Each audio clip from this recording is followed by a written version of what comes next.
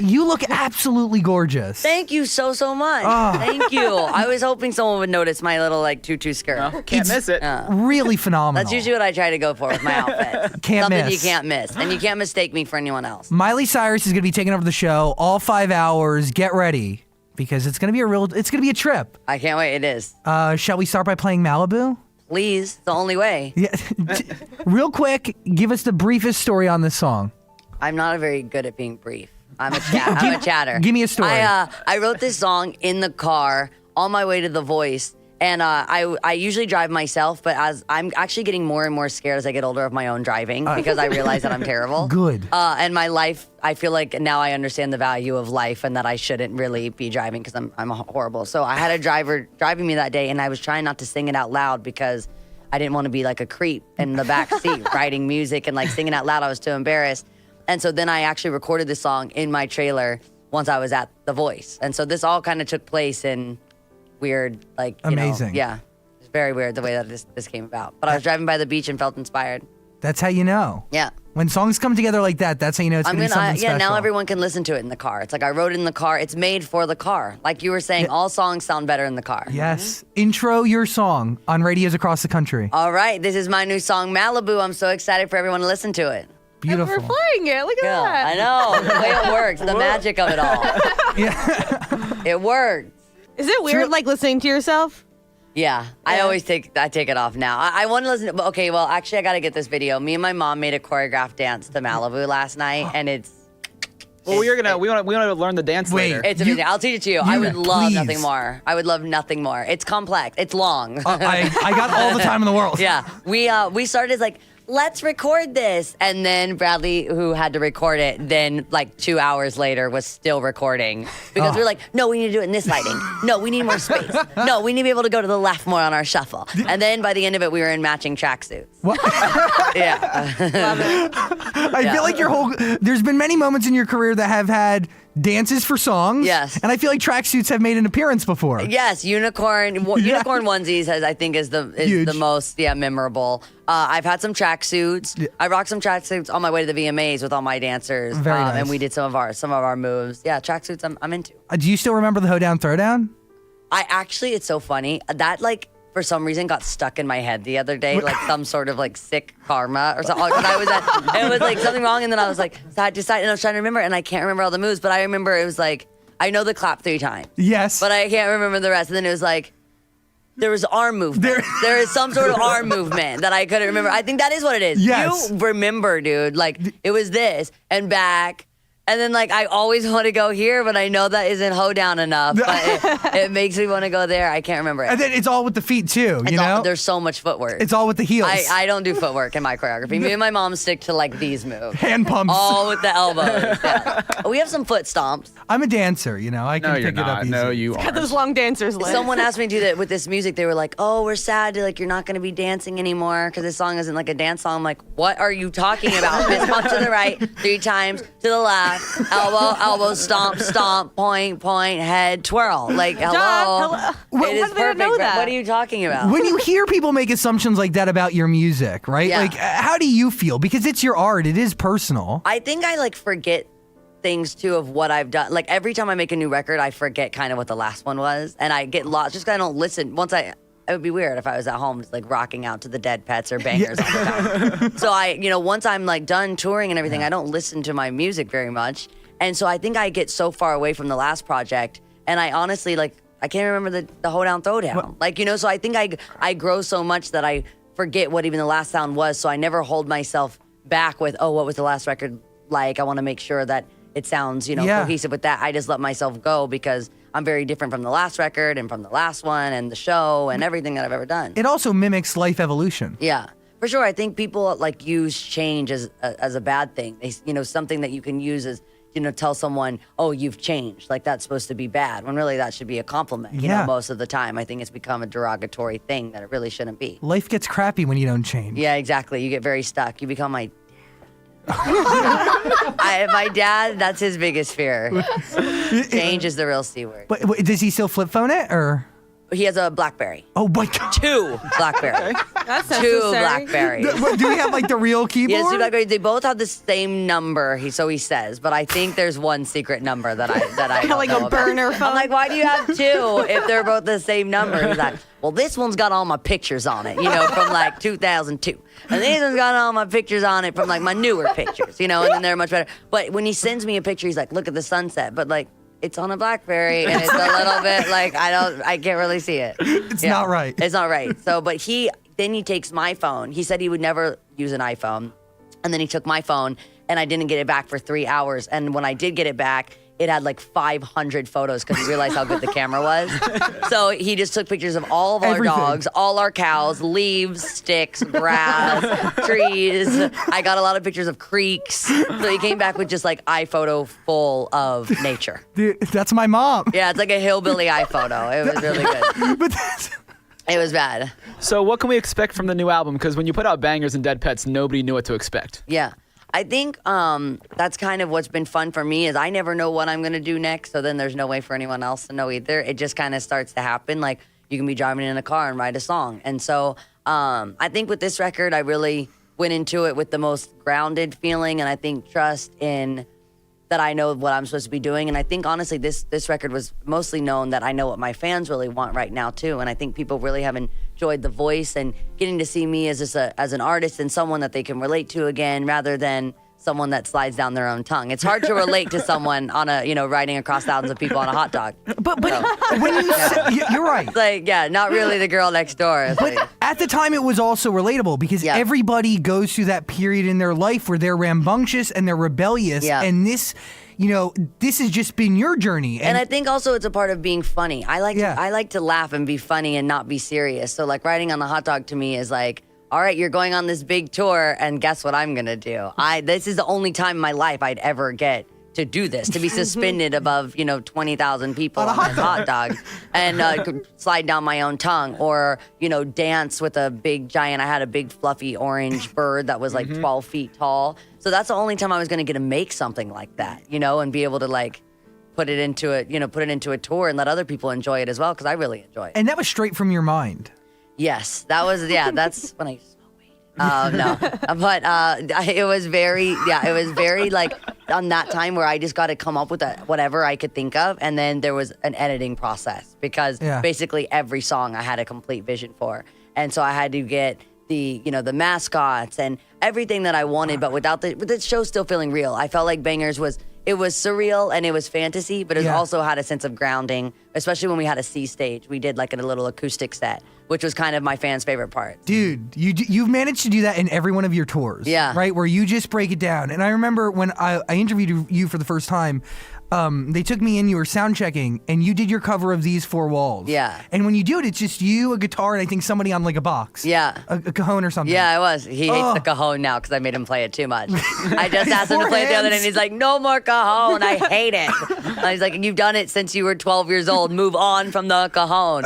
We just had this conversation. But there was such a sense of purity, and the way you were able to just make such a big arena feel so small in that moment. Yeah. And just when you stripped everything back and you let your vocals tell a story, it was just I still have that moment in my brain. I look from forward all to the those gigs years coming ago. up too. We're doing, different radio shows around the country and going just to different places right now, and getting to when I go to New York and getting to be on the Today Show and do all these cool things where I get to go and play my music a little bit. Even Malibu, I for Billboard, I'm going to do it full band, but actually it's been hard for me to do that. I think for the energy of that room, especially in Vegas, I want it to feel really big. Yeah. And so I'm doing it with the full band. But actually, me and my band, we really like doing it acoustic. So we're really excited for the places where we'll be able to do Malibu acoustic, because it really leans itself to that.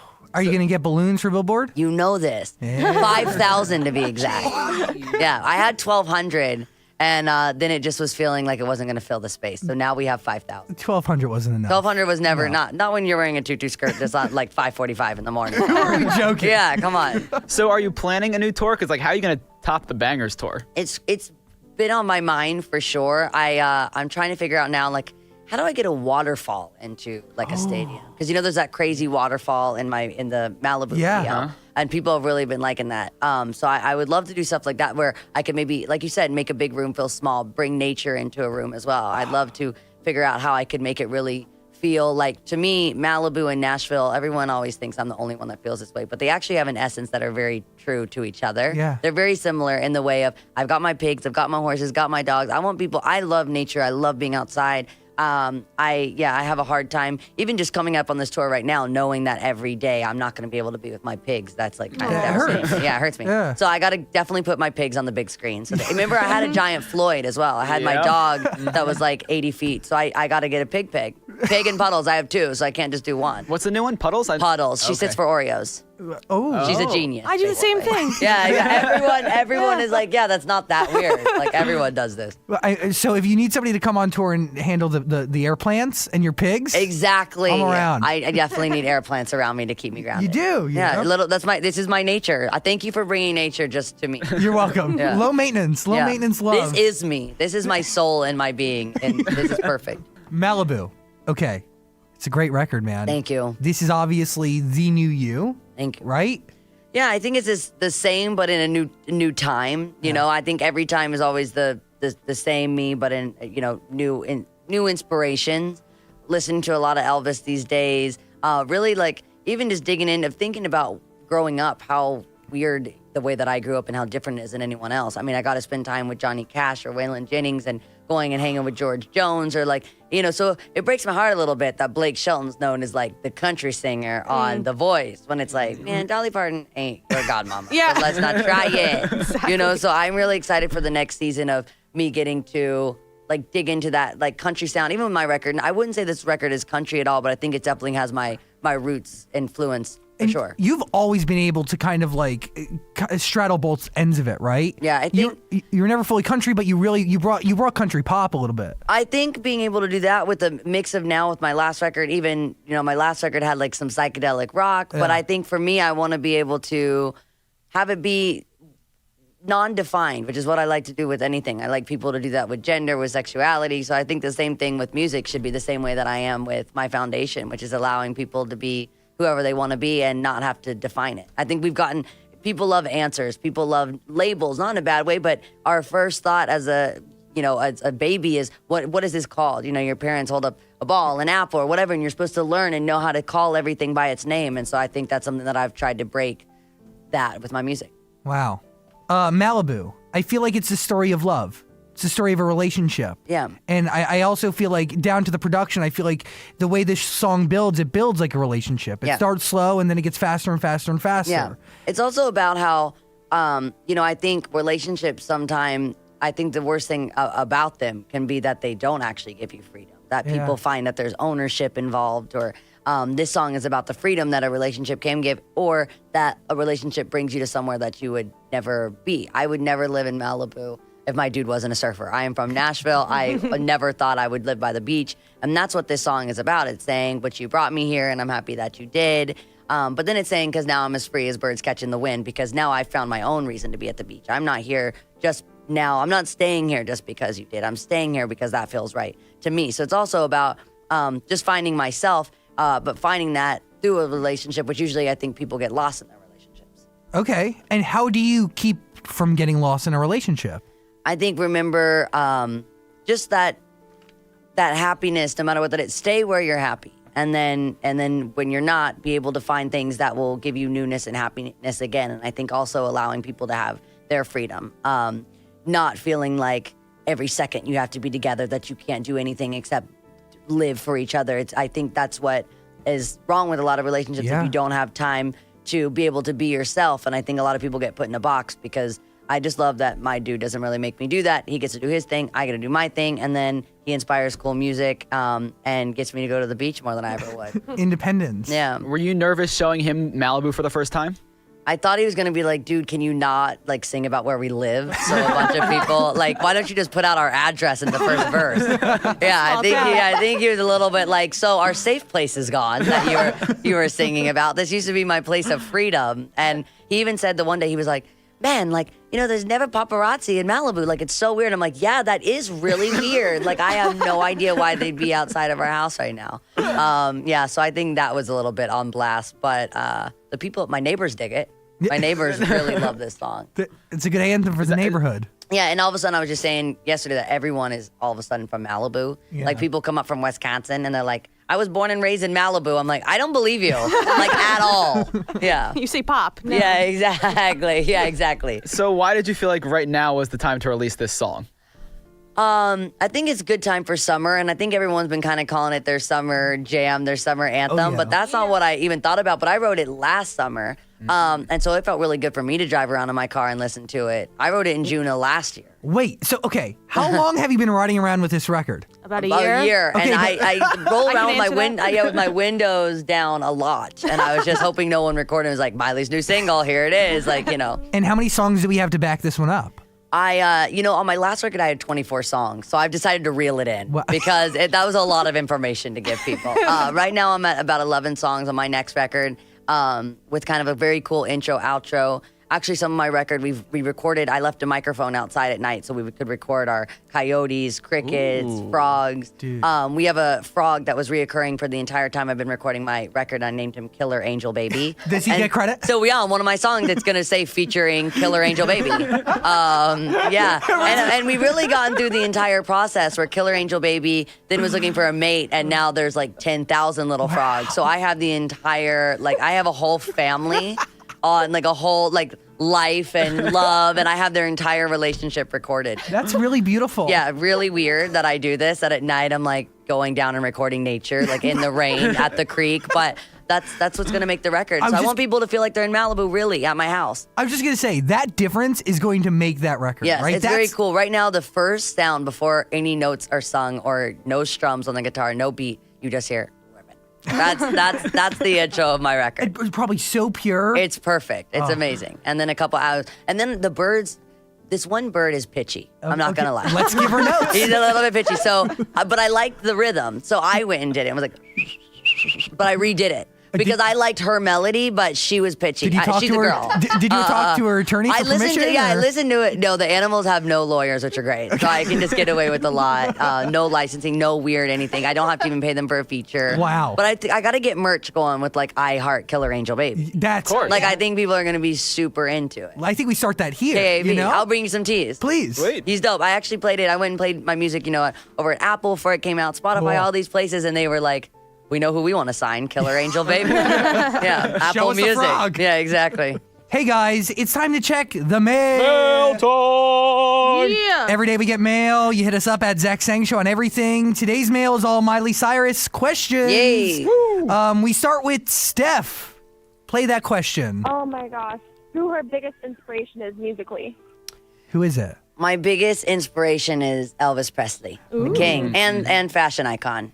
Yeah, really? Yeah, come on. I'm always looking for my white jumpsuit. How, have you been to Graceland? Of course. Yeah, Of okay. course. on. It's like Disney. It's like Disneyland for the South. That and Dollywood. Yeah. Yeah. Oh, I basically Dollywood. grew up there. Okay, next question from Trevor. What's her favorite food? Oh, snap. My favorite food ever is probably fried corn. What? It's bomb. I know. You probably don't have it that much. Oh, it's that's a specialty. Southern. Fried corn. How do you make it? Is it on the cob or is it off? They do it like okay, so it's sliced. It's not like little kernels. Okay. It's sliced in sides and then fried inside, and then you get to dip it in whatever sauces you want. But I like spicy.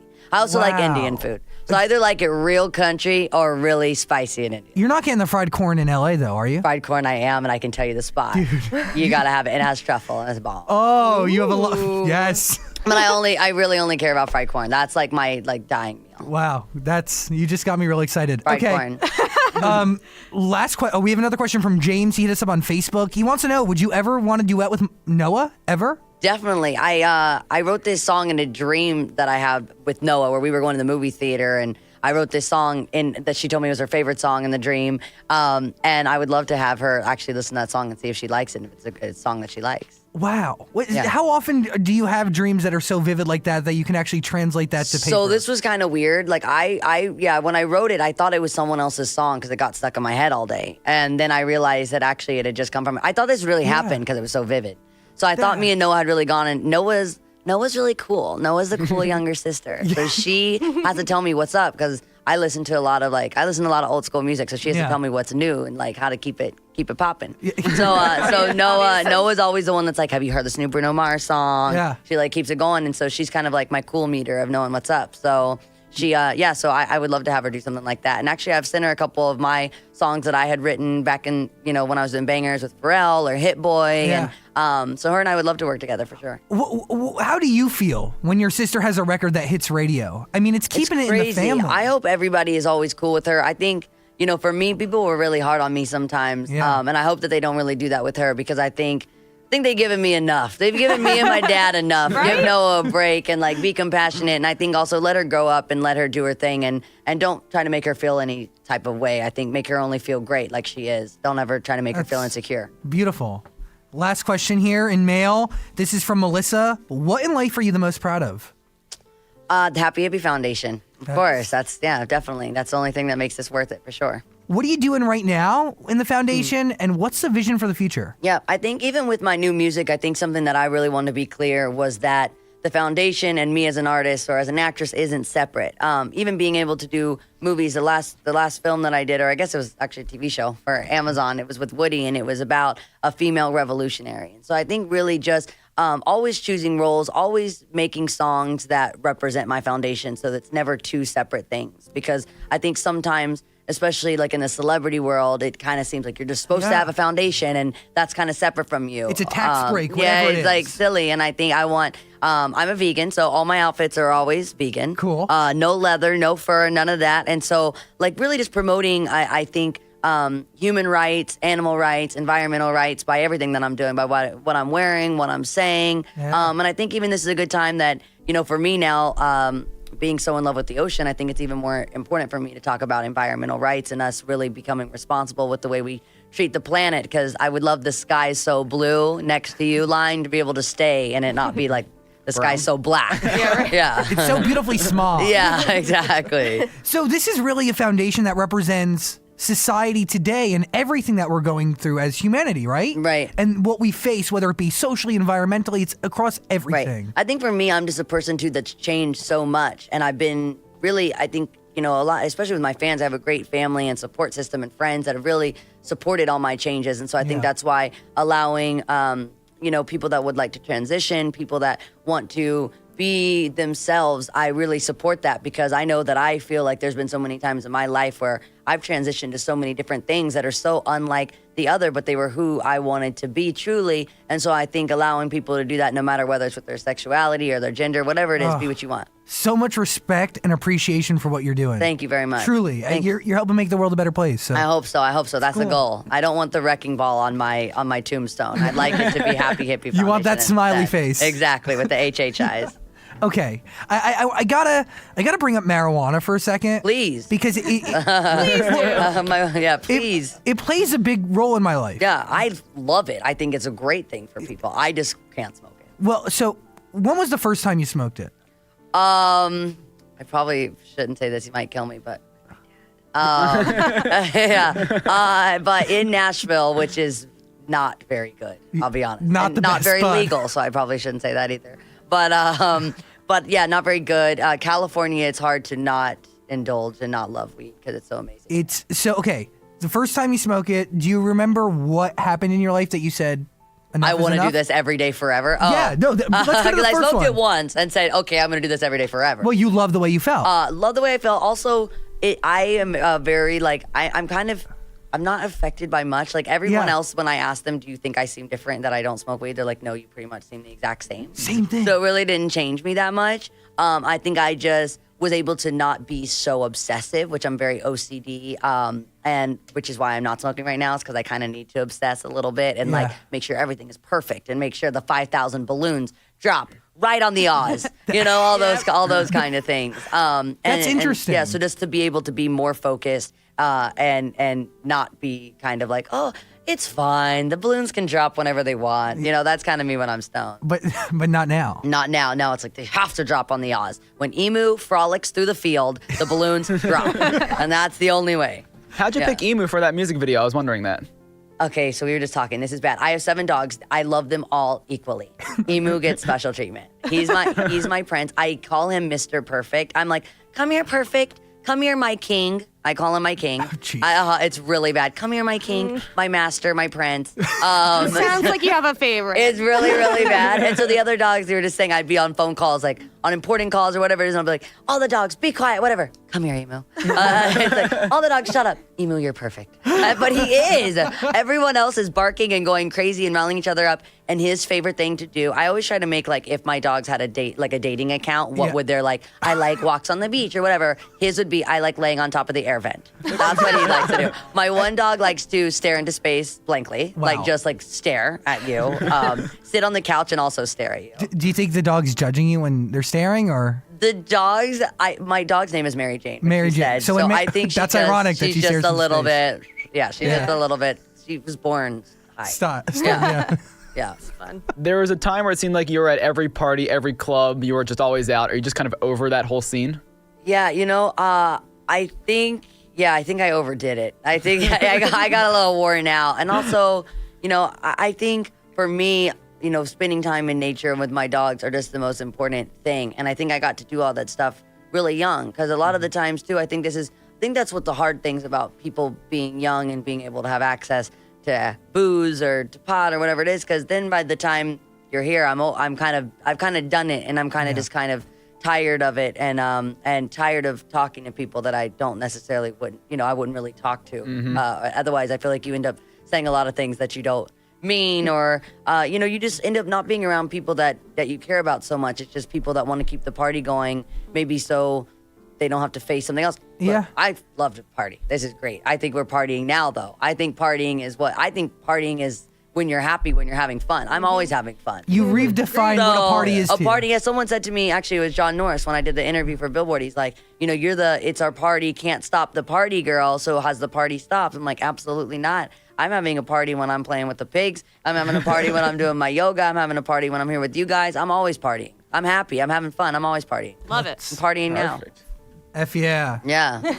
And you also had that time. You had that lifestyle, and it gets Yeah. old, Yeah, and for sure, if someone's got a good show coming up too, I love to go see shows. I went and saw Future and Drake. It was like Cool. awesome, and so that was a party to me. And I didn't drink, didn't smoke, anything, but just wanted to watch, and I love to party. How are you watching that show? Are you taking mental notes? Are you judging their stage presence? I was freaking out about how the girls treat Drake like he's Bieber. Like he got on this thing and floated across the crowd, and girls were really freaking out, and it's like adult women at this point. Like I'm looking at people like, you damn adults, and they are losing their mind. I was just shocked because I just always that's to me. I don't really do that, so it was crazy to see girls really lose their mind. In that way. It's kind of crazy. What is it though about him? You think, right? He wears sweaters. It's sweet. That's nice. He wears sweaters. He's the cute guy. He's the safe guy, but he's also a little dangerous. Yeah, exactly. And I think he's got great melodies as well. I've also heard from Mike, because I don't really know him personally, but Mike Will's always told me he would annihilate us in the rap game. No offense. And this little rap thing. Sorry, Heather. You're the best in the room. But once Drake comes in, you're toast. Because Mike told me that you could give him anything, and that he can just rap about anything at any time and make sick melodies. And I love that he puts melodies into the rap world. I think it's really cool. Is there a musical ability you wish you had? You have so many, but I don't know. I'd like to be able to play more instruments. I have a bass player that's on the road with me right now, a very cool chick bass player. I got more girls in my bands than I've ever had. We won to outnumber the dudes. So I've got keyboardists, singers, bass player, me, and she plays an upright bass. And it is so sick. Dope. And she's super small and is wearing some hot shorts at the show. Wearing short shorts, playing an upright bass. I just think is the hottest thing I've ever heard. Wow. Yeah, come on, look at it. Wow. I'm in. It's hot. Yeah. If they ever approach you with a Hannah Montana spinoff, Dude. what? I had to go to Disney the other day to promote, and that was the first thing they said. Yeah. Because Raven's back. I know. I'm really excited for that. That's going to be my binge watch of the year for sure.